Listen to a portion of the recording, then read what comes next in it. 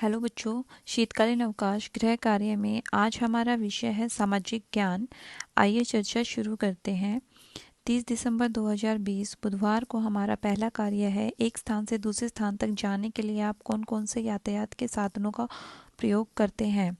यातायात के साधन तीन प्रकार के होते हैं: जल परिवहन, थल परिवहन और वायु परिवहन। इन तीनों प्रकार के साधनों में से हम एक स्थान से दूसरे स्थान पर जाने के लिए किन साधनों का उपयोग करते हैं, उनके नाम आपको यहाँ लिखने हैं।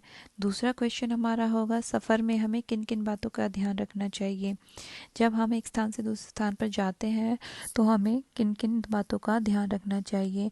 जैसे हमें अगर बस से जाना है या ट्रेन से, जिस भी साधन का हम प्रयोग कर रहे हैं, तो हमें अगर बस से जा रहे हैं तो बस स्टैंड पर सही समय पर पहुंचना है।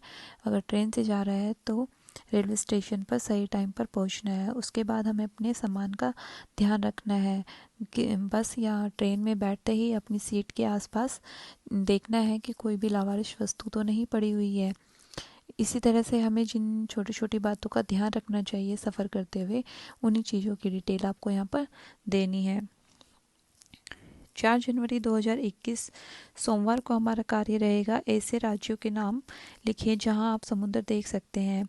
देखिए, हमारे देश में हम हमारे देश में समुद्र है, वो पूर्वी तट और पश्चिमी तट दोनों से लगते हुए समुद्र हैं। आप इनमें से किसी भी राज्य में देख सकते हैं, जैसे यहाँ गुज गुजरात, महाराष्ट्र, केरला, गोवा, तमिलनाडु, इन सब राज्यों के नाम आप दे सकते हैं। इसके अलावा भी और भी राज्य हैं जिनके नाम आपको देने हैं। ऐसे 5 चीज़ों की सूची बनाइए जो तटीय क्षेत्रों में देखने को मिलेगी।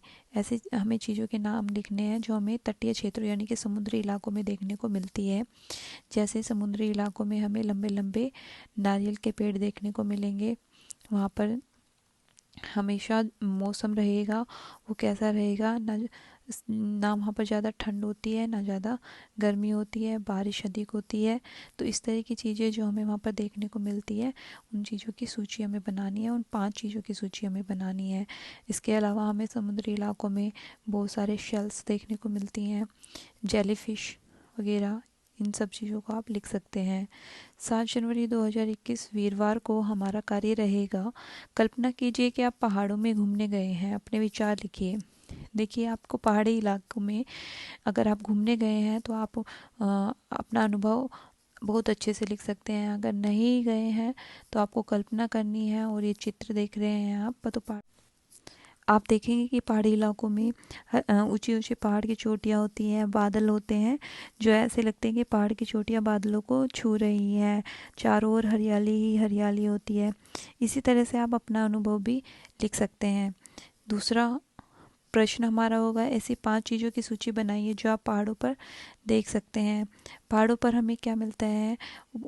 जो पाइल के वृक्ष होते हैं, ऊंचे ऊंचे बर्फ़ देखने को मिलती है, पानी के झरने देखने को मिलते हैं। इसी तरह से आप अपने ही कुछ अनुभव के आधार पर भी इसका उत्तर देंगे। 12 जनवरी 2021 मंगलवार को हमारा कार्य रहेगा कि अपने दादा दादी से उनकी पसंद या नापसंद के बारे में चर्चा कीजिए। आपको अपने दादा दादी के साथ बैठकर उनसे उनकी पसंद और नापसंद की चीज़ों के बारे में चर्चा करनी है और उन्हें अपनी कॉपी में लिखना है। दूसरा प्रश्न रहेगा कि मेरे दादा दादी पर 5 पंक्तियाँ लिखिए। आपको अपने दादा दादी विषय पर 5 पंक्तियाँ लिखनी है। जैसे, मैं अपने दादा दादी से बहुत प्रेम करता हूँ, मेरे दादाजी का नाम ये है, मेरी दादी का नाम ये है, मेरी दादी मुझे कहानियाँ सुनाती है, दादाजी मुझे पार्क लेकर जाते हैं। इस तरह से 15 जनवरी 2021 शुक्रवार को हमारा कार्य रहेगा कि प्रदूषण कितने प्रकार का होता है, इससे हमें क्या हानि होती है, प्रदूषण कम करने के लिए हमें क्या करना चाहिए।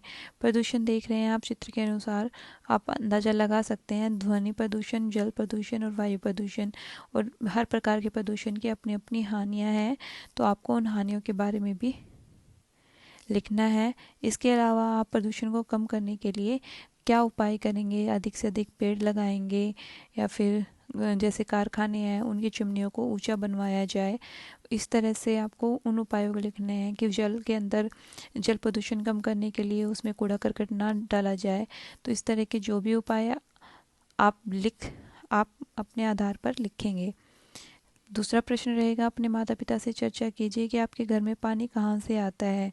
आपको अपने माता पिता से चर्चा करके यहाँ पर लिखना है कि पानी आपके घर में टैप से आता है, हैंडपम्प से आता है, कुएं से आता है, या किस तरह से आपके घर में पानी आता है, या जल बोर्ड का पानी आता है।